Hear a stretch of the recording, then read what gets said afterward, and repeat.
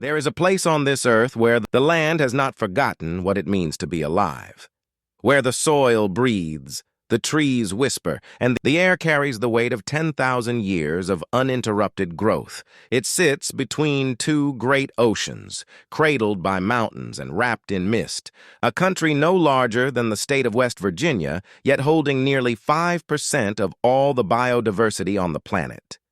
This is Costa Rica. And from the moment you arrive, something shifts inside you. The noise of the modern world begins to fall away, replaced by the low hum of insects, the distant call of a howler monkey, the soft percussion of rain on a canopy so thick it filters sunlight into something almost sacred. You do not simply visit this place. You are received by it. Step beneath the canopy of the lowland rainforest, and the world transforms completely. The Osa Peninsula stretches along the southern Pacific coast like a secret the rest of the world has not yet found, and at its heart lies Corcovado National Park, a place National Geographic has called the most biologically intense on Earth. Here, the trees rise 40, 50, 60 meters into the sky, their roots clawing into the earth like ancient hands. Beneath them, layers of life stack upon one another in extraordinary complexity. Poison dart frogs, no larger than a thumbnail, pulse with electric color against the dark forest floor. Scarlet macaws cut through the canopy in pairs, their wings catching the filtered light like living flames. Jaguars move through the undergrowth in near silence, their presence felt more than seen. The rainforest asks nothing of you, it simply endures, indifferent and magnificent, and you are privileged to witness it. Costa Rica sits along the Pacific Ring of Fire, and the land remembers this with quiet, smoldering certainty.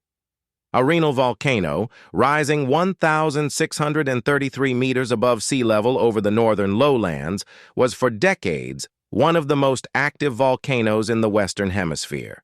It erupted with regularity, sending rivers of lava down its near-perfect conical slopes. Today, it rests in a phase of relative calm, but the earth around it tells a different story. Hot springs bubble up from the ground, warmed by magma chambers deep below. The lake at its base, Laguna de Arenal, reflects the volcano's silhouette in the early morning hours when mist still clings to the water's surface. Standing at the base of Arenal, you feel the particular humility that only geology can inspire. The mountain was here long before you arrived, and it will remain long after you are gone. That is not a threat. It is simply the truth of deep time. Higher up, where the air grows cool and the trees begin to wear their coats of moss, you enter the cloud forest. Monteverde, perched at 1,400 meters in the Tiburon mountain range, exists in a state of perpetual, gentle enchantment. Clouds do not pass through Monteverde. They live there.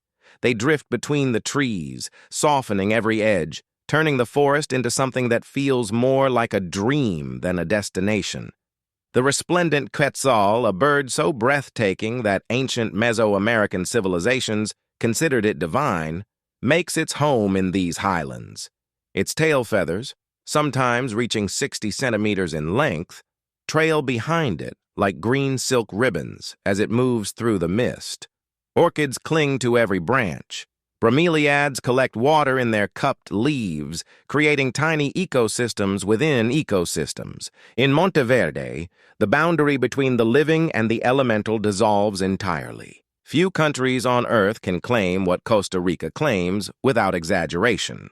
To the west, the Pacific Ocean arrives in long, powerful swells, carving dramatic coastlines of black sand and volcanic rock. To the east, the Caribbean Sea laps at shores lined with coconut palms and painted in the warm colors of Afro-Caribbean culture.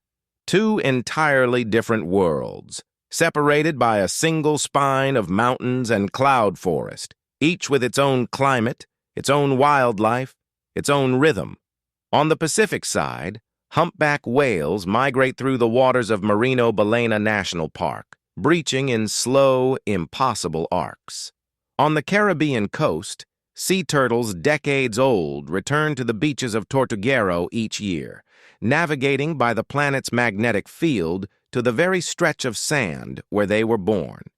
Here, the ocean shapes everything it touches: the coasts, the wildlife, the rhythm of the seasons themselves, a living participant in the life of the land. Costa Rica has made a choice that most nations have not. More than 25% of its total land area is protected as national parks, wildlife refuges, and biological reserves, a decision built over decades of deliberate conservation policy, and the result is extraordinary. The animals here flourish in genuine self-sustaining numbers. Three-toed sloths hang in cecropia trees along the roadsides, their slow movements a kind of meditation made visible.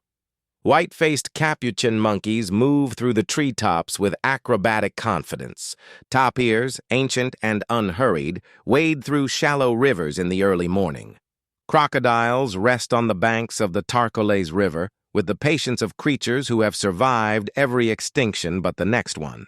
And everywhere, always, the birds, more than 900 species recorded within these borders. This is a country that has chosen, deliberately and at real cost, to share itself with the living world. There is a phrase in Costa Rica that functions as greeting, farewell, expression of gratitude, and declaration of philosophy all at once. Pura vida. Pure life. It is spoken with a particular ease, a looseness in the syllables that suggests the speaker has genuinely made peace with the pace of things. Less a performance of contentment than a practiced orientation toward the world, one that prioritizes presence over productivity, connection over accumulation, the quality of a moment over the quantity of moments consumed. Costa Rica consistently ranks among the happiest countries on Earth in global well-being indices, and it does so without the gross domestic product of its wealthier nations. It has no standing army. It abolished its military in 1948 and redirected those resources toward education and health care. Pura vida is not a tourist slogan. It is the logical conclusion of a people who have learned to live alongside something larger than themselves. As the light fades over the Pacific and the sky turns the color of embers, the forest does not go quiet.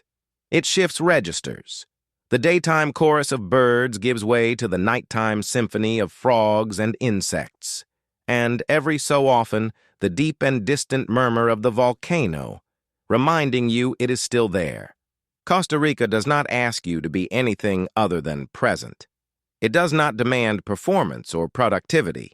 It asks only that you slow down enough to notice. Notice the way a leaf holds a single drop of rain. Notice the way a sloth turns its face toward the sun with something that looks unmistakably like gratitude. Notice the way the ocean and the mountain and the cloud and the creature all exist in a relationship so intricate and so ancient that human language barely has the vocabulary to describe it. This is what pura vida means when the land itself speaks it. Not just pure life, enough life, exactly this much life, and it is more than enough.